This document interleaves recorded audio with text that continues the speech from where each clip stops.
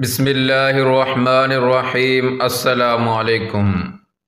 ماہ رمضان رحمت و مغفرت کی بہار جاننے کے لیے اس ویڈیو کو مکمل دیکھیں اور اس چینل کو سبسکرائب کریں۔ رمضان مبارک عنایات الہ کا مہینہ ہے۔ اس میں رحمت و مغفرت لٹائی جاتی ہے۔ اس کا ایک ایک لمحہ ہزار برس کی زندگی اور اطاعت و عبادات سے بھاری اور قیمتی ہے۔ اس میں اجر و ثواب کے پیمانے 70 گنا بڑھ جاتے ہیں۔ اس میں خیر کے طلبگاروں کی حوصلہ افزائی کی جاتی ہے اور شر کے متلاشیوں کا راستہ روکا جاتا ہے۔ اس ماہ میں اللہ تعالیٰ براہ راست اپنے بندے کی طرف متوجہ ہو کر اپنے دست شفقت سے رحمت و مغفرت کے پروانے بانٹتے ہیں۔ چنانچہ ارشاد نبوی ہے، اس ماہ میں ہر عمل کا ثواب 10 گنا سے 700 گنا تک بڑھا دیا جاتا ہے، مگر اللہ تعالیٰ فرماتے ہیں کہ روز اس قانون سے مجتنع ہے کہ کیونکہ وہ میرے لیے ہے اور میں خود اس کا بدلہ دوں گا۔ اس ماہ مقدس میں روزانہ افطار کے وقت روزے داروں کو پروانہ فرحت و امباست عطا کیا جاتا ہے۔ یہ وہی مہینہ ہے جس کے روزے سے اسی عاصی و خطا کار بندے کے منہ کی بو اللہ کو مشک و عنبر سے زیادہ پسند ہے۔ اس میں اللہ تعالیٰ جہنم کے دروازے بند فرما دیتے ہیں، شیاطین کو جکڑ دیتے ہیں، جنت کے تمام دروازے کھول دیے جاتے ہیں تاکہ سال بھر کے گنہگار تائب ہو کر جنت میں داخل ہو سکیں۔ اس میں وہ بابرکت رات ہے جس کی عبادت 1000 مہینوں کی عبادت سے بہتر ہے، اور یہی وہ مقدس مہمان ہے جو بارگاہ الہی میں اپنے اکرام کرنے والوں کی سفارش کرے گا اور اس کی سفارش قبول ہوگی۔ اس لیے ضرورت ہے کہ اس کی بھرپور قدردانی کی جائے۔ اس میں تمام تر مصروفیات کو مختصر کر کے رحمت و مغفرت الہ کو سمیٹا جائے اور جتنا ہو سکے اللہ کا قرب حاصل کیا جائے، خصوصاً باجماعت نمازوں اور تراویح اور نوافل کا اہتمام کیا جائے، کثرت سے استغفار، تلاوت اور ذکر اللہ کیا جائے، جنت مانگی جائے اور جہنم سے پناہ مانگی جائے۔ مبادا آئندہ سال یہ موقع مصر آئے یا نہ آئے، اسی طرح ہر قسم کے گناہوں مثلاً جھوٹ، بدگوئی، چغل خوری، حرام خوری، داڑھی منڈانے، کٹانے اور دوسرے تمام صغیرہ اور کبیرہ گناہوں سے توبہ کی جائے۔ یہ حقیقت ہے کہ جو شخص رمضان میں گناہوں سے کنارہ کش رہتا ہے، اللہ تعالیٰ اس کو آنے والے پورے سال میں گناہوں سے بچنے کی توفیق عطا فرماتا ہے۔ اللہ تعالیٰ ہم سب کو اس کی توفیق عطا فرمائے۔ ماہ مبارک رمضان مبارک کا مقدس مہینہ 1000 برکتوں اور سعادتوں کو اپنے دامن میں لیے ہوئے ہیں۔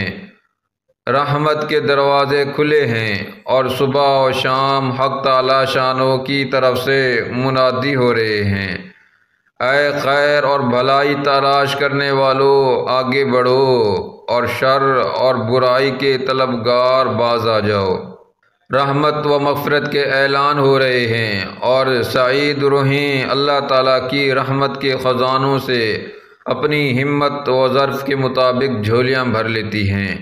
رمضان مبارک ایمان کا موسم بہار ہے۔ بہت ہی خوش قسمت ہیں وہ لوگ جو اس کی قدر پہنچائے، اور بہت ہی محروم ہیں وہ لوگ جو اس دریائے رحمت سے بھی محروم رہے اور اپنی نجات و مغفرت کا سامان نہ کر سکیں۔ اس مقدس مہینے کا سب سے پہلا حق یہ ہے کہ ہم اس کا ادب و احترام بجا لیں اور اپنی معصیت و نافرمانی کے مظاہروں سے اس کو ملوث نہ کریں۔ سر عام کھانا پینا، سینما اور تھیٹر کے کھیل تماشے اور راگ رنگ وغیرہ کے مشاغل احترام رمضان کے منافی ہیں۔ جن سے پوری قوم کو اجتناب کرنا چاہیے۔ رمضان کی برکتوں سے مستفید ہونے کے لیے سب سے اہم شرط یہ ہے کہ گزشتہ زندگی کی ساری کوتاہیوں، تقصیروں، لغزشوں اور گناہوں سے توبہ کر لی جائے اور ظاہر و باطن کو خوب پاک کر کے رمضان مبارک کا استقبال کیا جائے۔ حدیث میں ارشاد ہے کہ اس کا پہلا عشرہ رحمت ہے، دوسرا عشرہ مغفرت ہے اور تیسرا عشرہ دوزخ سے آزادی کا ہے۔ ظاہر ہے کہ یہ رحمت و مغفرت اور دوزخ سے آزادی انہی خوش بختوں کو نصیب ہو سکتی ہے جو اس کی طلب رکھتے ہیں، اور حق تعالی شانوں سے اس کے خواستگاروں عارفین کا کہنا ہے کہ استقبال رمضان کے لیے دل کو کینہ سے، حسد سے و بغض سے، تکبر سے اور دیگر تمام امراض قبیحہ سے پاک کر لینا چاہیے۔ رمضان مبارک کا روزہ ہر عاقل و بالغ مسلمان جو روزہ رکھنے کی قدرت رکھتا ہو فرض کیا گیا ہے۔ اس لیے روزہ رمضان کا نہایت ذوق و شوق کے ساتھ اہتمام کیا جائے اور اس فریضہ خداوندی کو اس کے ظاہری و باطنی آداب کے ساتھ بجا لایا جائے۔ حدیث میں ارشاد ہے کہ جس شخص کا رمضان شریف کا روزہ فوت ہو گیا، اگر وہ ساری عمر بھی روزے رکھتا رہے تب بھی اس کی تلافی نہیں ہو سکتی۔ اس لیے کسی مسلمان کو بغیر عذر صحیح کے روزے کسی حال میں نہیں چھوڑنے چاہیے۔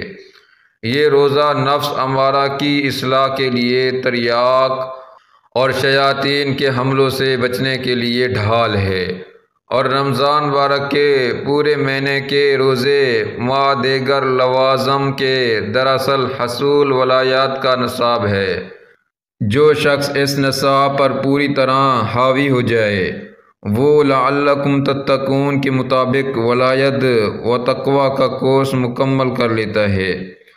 رمضان مبارک میں نماز باجماعت کا بھی بہت ہی اہتمام ہونا چاہیے، بلکہ ہر مسلمان کو کوشش کرنی چاہیے کہ کم از کم رمضان مبارک کے مہینے میں اس کی کسی نماز کی تکبیر اولیٰ بھی فوت نہ ہونے پائے۔ فرض نمازوں کے علاوہ تراویح کی نماز خاص رمضان مبارک کا تحفہ ہے، اس کی بھی پوری شوق و ذوق اور خشوع و خضوع کے ساتھ پابندی کی جائے۔ قرآن کریم کو رمضان مبارک سے خاص مناسبت ہے، کیونکہ قرآن کریم اور دیگر آسمانی کتابیں اور کلام الہ کا بھی رمضان مبارک ہی میں نازل ہو۔ رمضان مبارک گویا قرآن کریم کی سالگرہ ہے، اس لیے اس ماہ مبارک میں قرآن کریم کی تلاوت کا جتنا بھی اہتمام کیا جائے کم ہے۔ حدیث میں اس ماہ مبارک میں 3 باتوں کا اہتمام کرنے کی بطور خاص تاکید کی گئی ہے۔ ایک کلمہ طیبہ لا الہ الا اللہ کی کثرت، دوسرے جنت کی درخواست کرنا، تیسرے دوزخ سے پناہ مانگنا۔ اس لیے ماہ مبارک میں ذکر و تسبیح درود شریف کی کثرت ہونی چاہیے، خصوصاً کلمہ طیبہ کا ورد بہت زیادہ کیا جائے اور حق تعالی شانوں کی بارگاہ عالی میں جنت کی درخواست کرنی اور دوزخ سے نجات مانگنے کا بہت ہی اہتمام کیا جائے۔ اس ویڈیو کو لائک کریں، شیئر کریں اور اس چینل کو سبسکرائب کریں۔ جزاکم اللہ خیرا۔